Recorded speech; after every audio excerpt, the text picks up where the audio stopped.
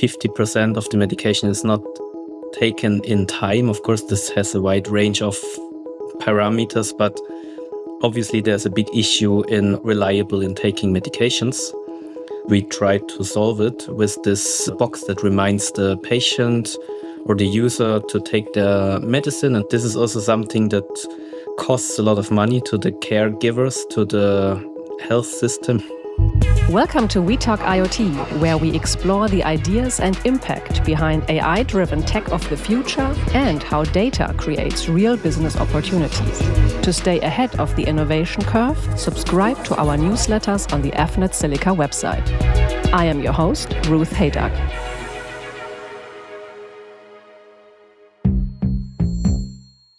Every day, patients miss doses, take the wrong pills, or forget their medication altogether. In aging societies, the consequences range from hospital readmissions to preventable deaths. Daniel Böber is a hardware developer at Wirewire.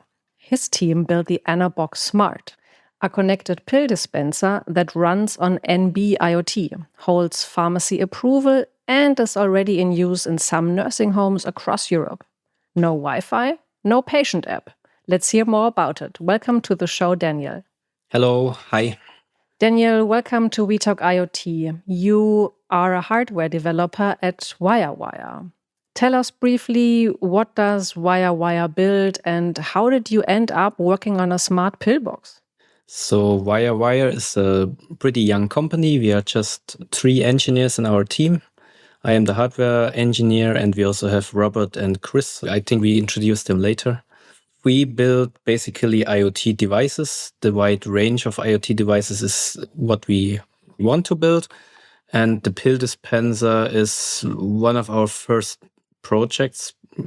Obviously, we began with something really big. We sometimes think about if this was the right decision, but now it's done. Now it's fine. Now it's a good product. And yeah, this is our business. We want to make daily devices, like devices you use daily. We want to make them smart. We want to connect them. Okay. Before we dive into the hardware part of it, let's talk about the problem. People not taking their pills is a well-known issue in healthcare. But what does that actually look like in a nursing home setting? Of course, the baseline of our idea is how successful people take their medications. And there's numbers like around 50% of the medication is not taken in time. Of course, this has a wide range of parameters, but obviously there's a big issue in reliable in taking medications. So we focused on this issue and we tried to solve it with this box that reminds the patient or the user to take their medicine and also observes if the medicine is taken in time. 50% is really a lot, yeah. Yes. I mean, this is also something that costs a lot of money to the caregivers, to the health system in Germany. I mean, I don't know the exact numbers, but of course it's millions of euros that are lost or that are getting up because the people need to get extra treatments or they get new issues because they don't take the medicine. So a little pillbox that actually is not really that glamorous makes a big difference in a healthcare system. So walk me through the ANABOX Smart. What does it do and what does it look like in practice? So ANABOX Smart, if you need to imagine, it's the size of A4 paper, like a normal sheet of paper you put to your printer.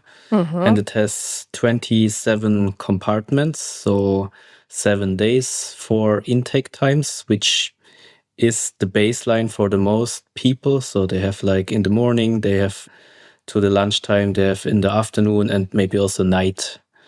And in every compartment, you put your medicine and parallel, you also provide information to the box via app, or the caregiver provides information via app, which time needs to be taken when. Okay. And the box automatically synchronizes with the app, plays an alarm if the medicine is scheduled, and also tracks if the compartment is taken out in time and reports all this data back to the app, and the caregiver can observe this information. And you use NB IoT and LTE-M, and there's an industrial SIM card built into the device as well. Why did you choose this technology? When we started the project, like 5-7 years ago, this technology was quite new still. I mean, of course, it's a big standard, but still kind of unknown to the normal user. The big advantage is we can have a built-in data connection, which is useful for the target group because old people don't have the infrastructure often. They don't have a Wi-Fi router, they don't have internet connections. Of course, this may changes over time, but right now this is still, in fact, how it is. And the NB IoT connection makes the box always available. So you just scan QR code on the back of the box with the app and it connects once. And from this point, you can put the box wherever you want. And you can also access the information from the box wherever you want with the app. Interesting. And I can imagine that also for this target group, the hurdle is not as steep. You do not have to configure anything. You do not have to switch settings in your smartphone or connect to different infrastructure types, as you have mentioned. So I imagine that for an elderly target group, that also makes it quite easy to use. Yes, exactly. Our idea is the patient or the person having the box is not really connected or is not really in contact with the app. So the box itself looks like a pretty standard medicine dispenser. It's a plastic box with big compartments that are also easy to get with your fingers. And the only thing that is different is that there's a light under the compartment and that it has a built-in alarm. And the app itself is at the caregiver or at the person that is responsible for the observations. So the patient itself does not need to have any contact with the app. So yeah, we want to make it as easy as possible for the target group. Okay. Yeah, that is something that struck me in our briefing we had. The patient does not have access to the app, only the carer does. And as you have just mentioned, that is a deliberate design choice. And walk me through that logic. Can you provide some more background on this? I mean, the patient can, of course, have access to the app if they want. We also have some people that just use it. I would call it more as a lifestyle product. They use it for their vitamin pills and stuff like this. Of course, you can use it, and then you are probably young enough to also understand the smartphone infrastructure. But usually the people don't, I mean, we make the experience the elderly people don't like this fancy technology too much, obviously. They want to have it simple. And this is the idea. So the box itself looks pretty analog, is pretty decoupled from all the rest of the infrastructure, looks like a normal pill dispenser. And the app itself gives a lot of options. So you can make it easy and just put alarm to each compartment, but you can also manage your medication plan. Like you can put each medication to each day. You can add multiple users, which is obviously useful in a professional environment. You can also add multiple boxes, patients, and so on. So this is really a more complex topic for professional use. Okay. And from the patient side, what happens when it's medication time? What do they see and what do they hear?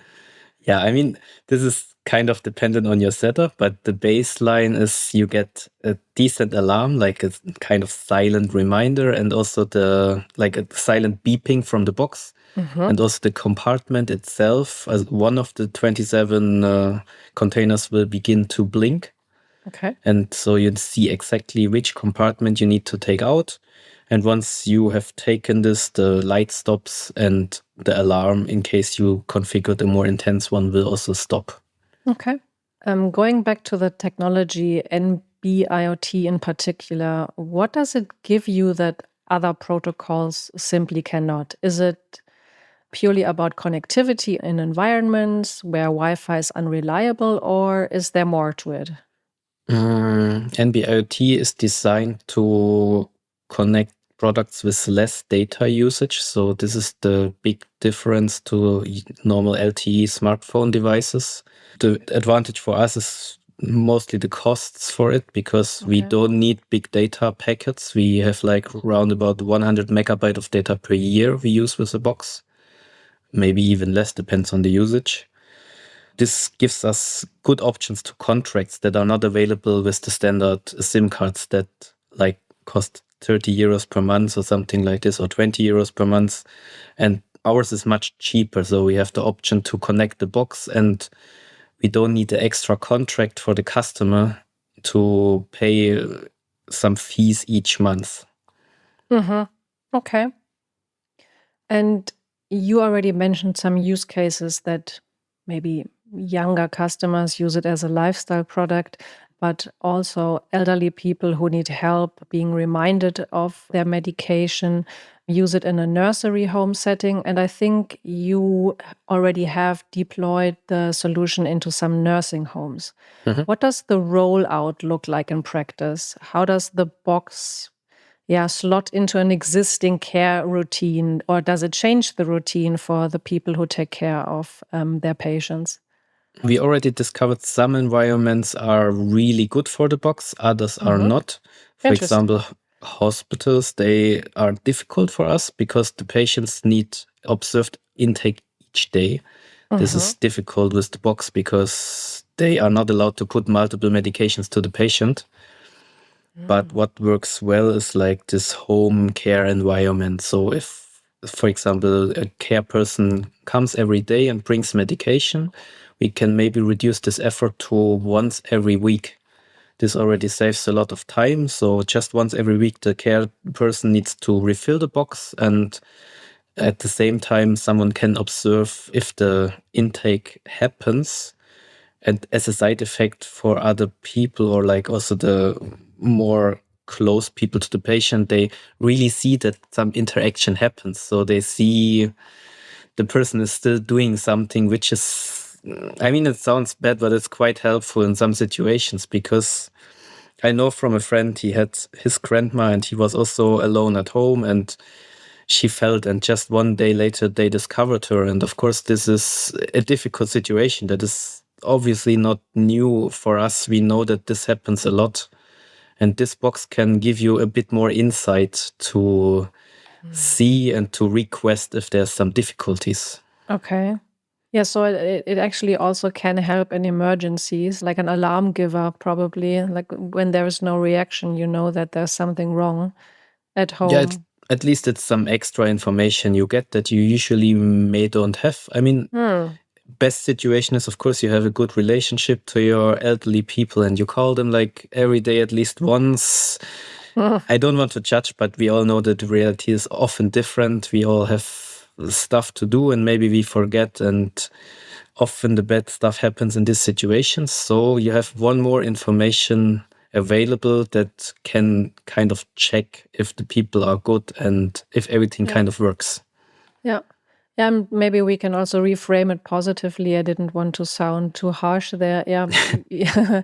But you can also, of course, with a solution like this, stay at home in your own environment for a longer period of time if there is someone that kind of keeps an eye on you and makes sure, first of all, you take your medication, and second of all, knows when something goes wrong. So you don't necessarily have to go to a nursing home right away. You can still live your own life for a longer period of time.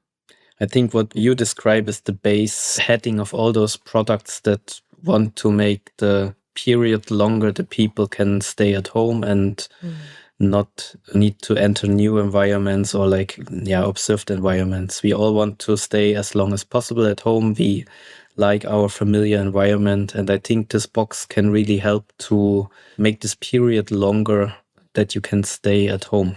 And then, of course, there is a cost argument here as well. Nursing care is expensive. So how does the ANABOX Smart translate into actual savings? And for whom? I assume the home, the insurer, and the patient? I mean, what we do now is we already registered the box successful as a care product. So it's listed and it can be also getting prescribed to patients. And of course, the cost system wants to see benefits from products. So they want to save money, obviously, because we are very expensive. And also what you describe, giving those medicine each day is very expensive. And if we can save costs in this field without making disadvantage for the patient, I think it's perfect, because then it's like a win-win situation. The patient itself is more independent, and the care system can save some money and can use it for other stuff to solve. We will take a short break. Stay with us, and we will be hearing from our guests very shortly. This podcast is brought to you by AFNet Silica, the engineers of evolution. Subscribe to our AFNet Silica newsletter or connect with us on LinkedIn. If you want to learn more about us, we have put information and links in this episode's show notes.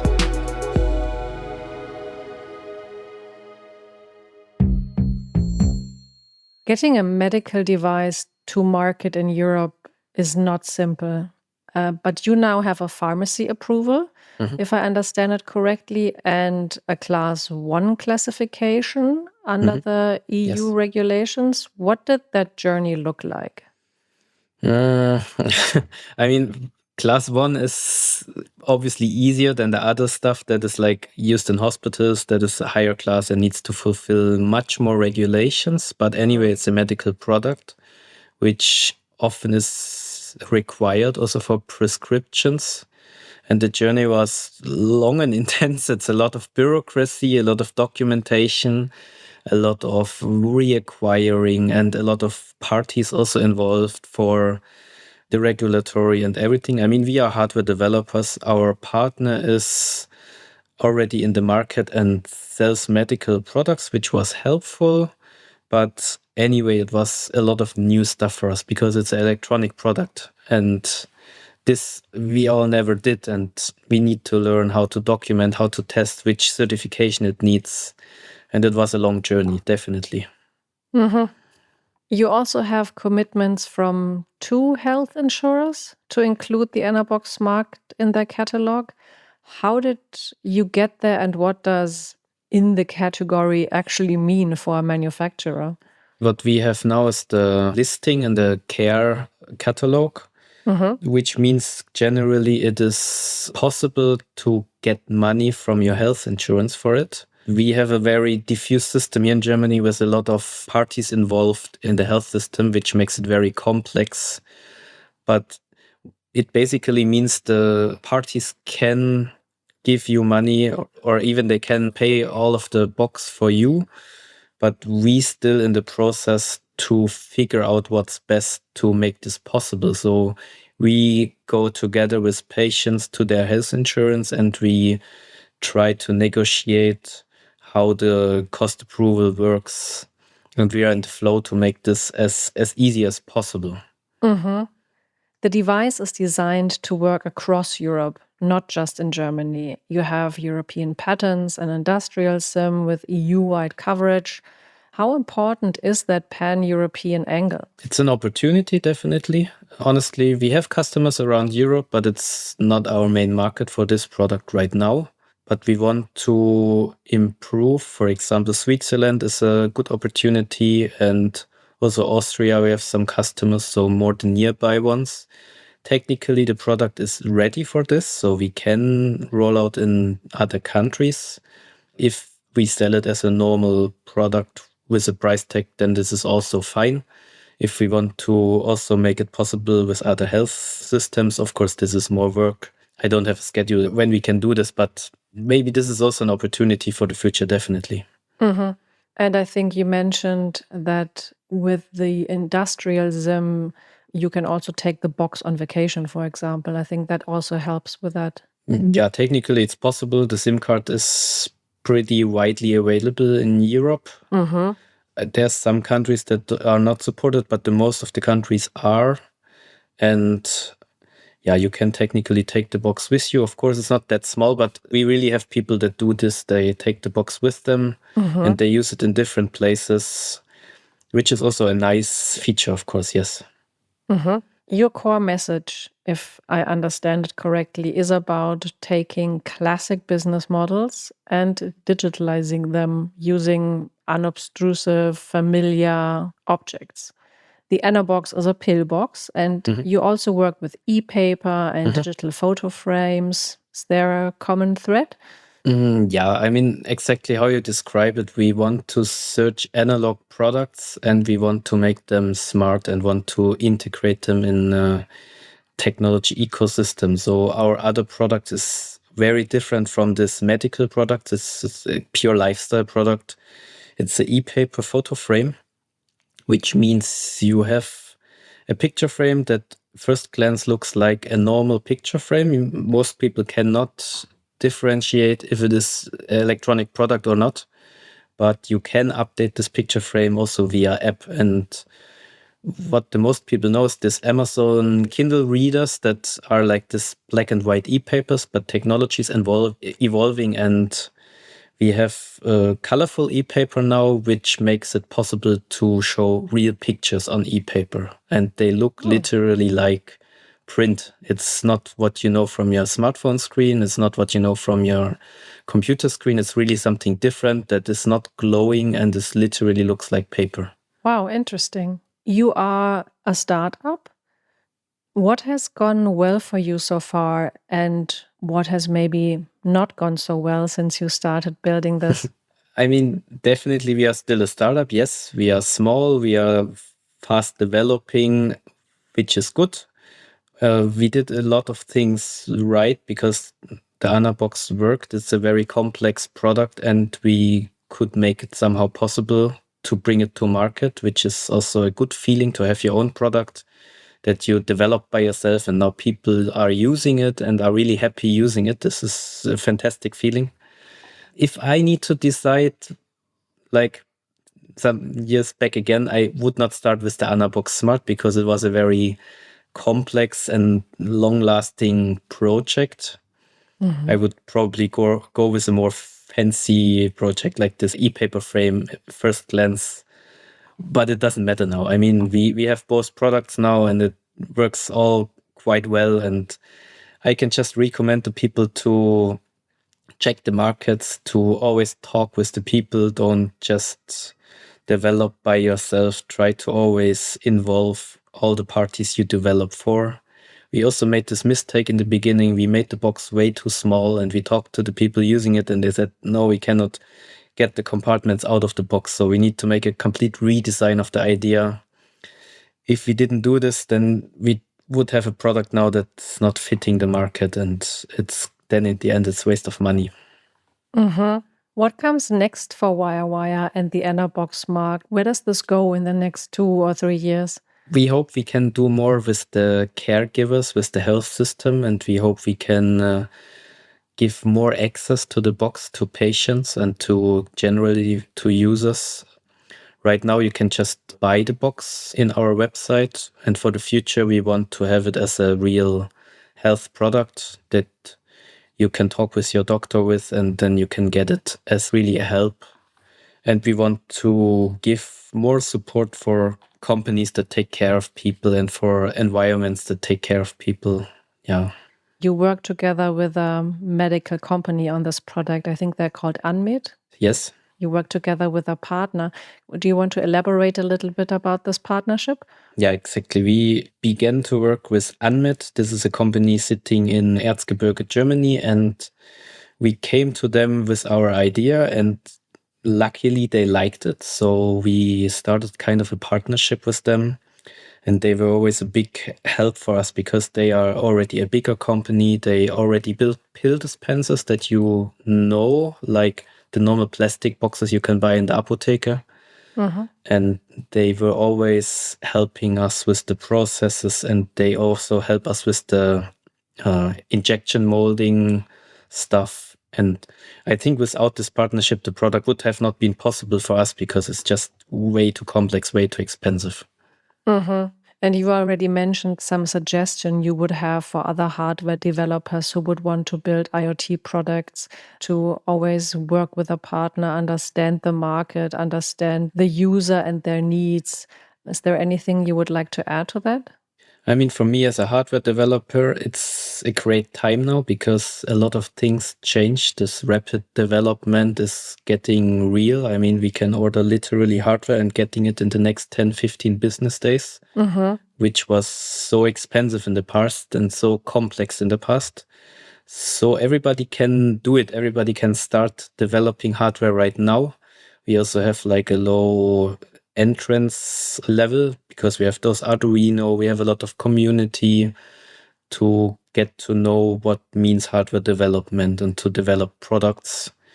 But in the end, finishing a product is way more complicated than most people think, because having a prototype that works is, in my opinion, the first 10%.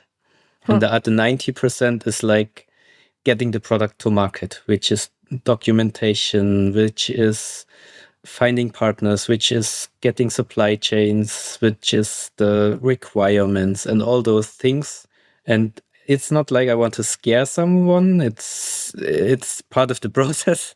Okay. But you should keep this in mind also when you think about how much a product should cost. And yeah, it's not the end of the journey. You just have one prototype that works. You need to really find a process that works long term.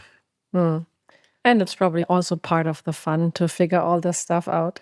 Definitely. I mean, as a hardware developer, you need to be ready to suffer a little bit. I think this is this is something those kind of people like, in my opinion. That's why it's maybe not for everybody.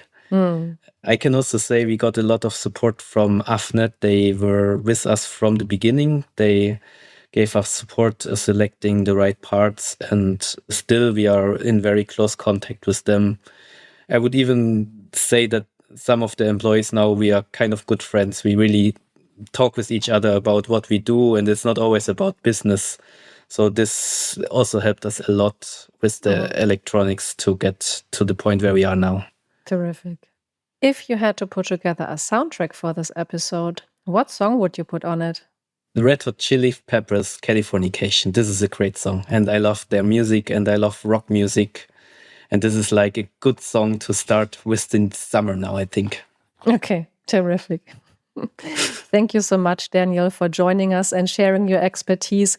The ANABOX Smart is a reminder that some of the most meaningful IoT applications do not have to be super duper fancy glamorous, but they are taking a classic business model to the next level and helping many, many people live a longer and more independent life. So that is terrific. Thank you so much for being on the show. Thank you. It was a great time. Thank you for listening to We Talk IoT. Stay curious and keep innovating. This was AFNet Silica's We Talk IoT. If you enjoyed this episode, please subscribe and leave a rating. Talk to you soon.